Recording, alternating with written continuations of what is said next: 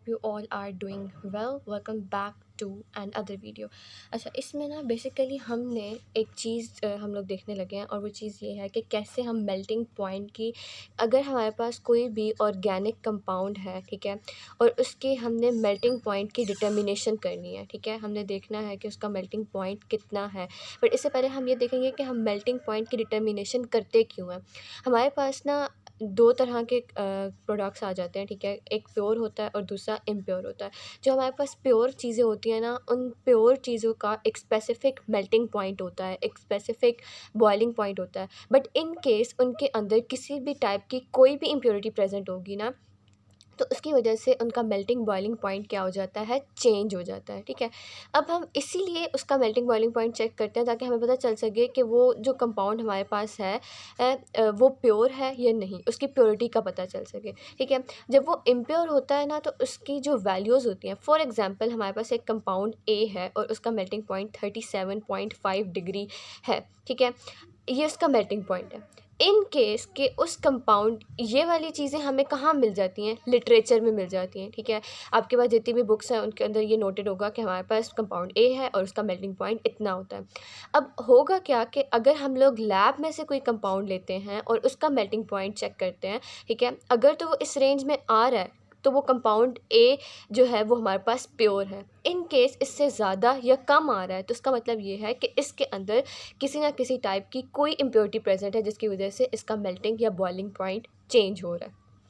अब आपने अगर मेल्टिंग बॉइलिंग पॉइंट लैब में चेक करना है, तो आप इसको कैसे प्रोसीड करते हैं। सबसे पहले आपको एक कैपिलरी ट्यूब चाहिए होती है, ठीक है। कैपिलरी ट्यूब ऐसे पतली सी होती है, ठीक है।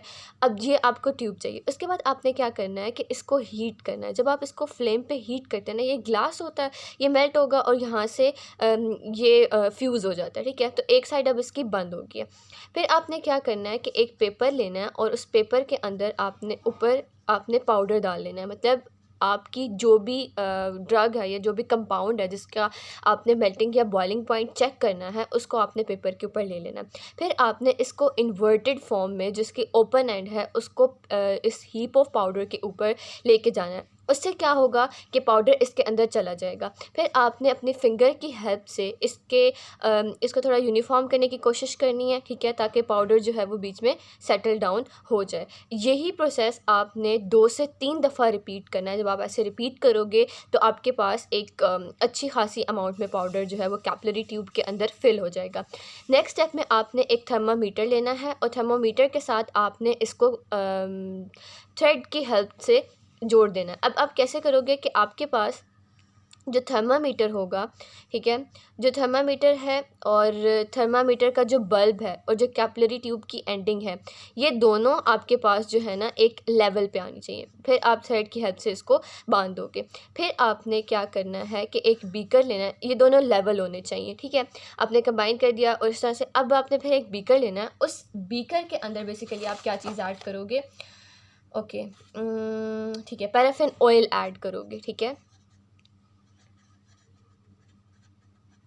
पैराफिन ऑयल ऐड करोगे और इसके नीचे क्या करोगे कि आपने हीट भी करना है इसको, ठीक है, पैराफिन ऑयल करके, ताकि ये मेल्ट करना। अब आपने नीचे से बर्नर भी लगा दिया ताकि ये हीट होता रहे।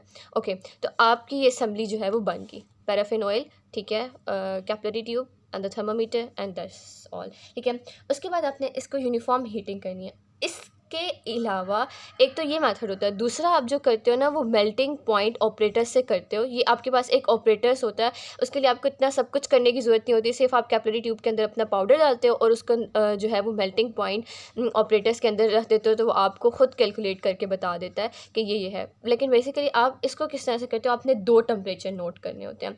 एक ए टेम्परेचर होता है, ठीक है, और एक आपके पास बी टेम्परेचर होता है। जो ए टेम्परेचर होता है वो वो वाला टेम्परेचर है जब अभी सब्सटेंस मेल्ट होना स्टार्ट हो रहा है, और जो बी टेम्परेचर होता है जब आप इमिडिएटली उसको फ्लेम से रिमूव करते हो और वो सॉलिडिफाई होना स्टार्ट हो जाता है, तो ये बी टेम्परेचर होता है, ठीक है। और आपने इन दोनों का मीन लेना होता है, ए प्लस बी का मीन लोगे तो आपके पास जो है वो मेल्टिंग पॉइंट आ जाएगा। तो आपने 2 टेम्परेचर लिए, जब वो मेल्ट होना स्टार्ट होता है, जब वो आप फ्लेम मेल्ट तो ऑब्वियसली फ्लेम पे होगा, और सॉलिडिफाई जब उसको आप फ्लेम से रिमूव करोगे, ठीक है। तो आपने दोनों टेम्परेचर लिए।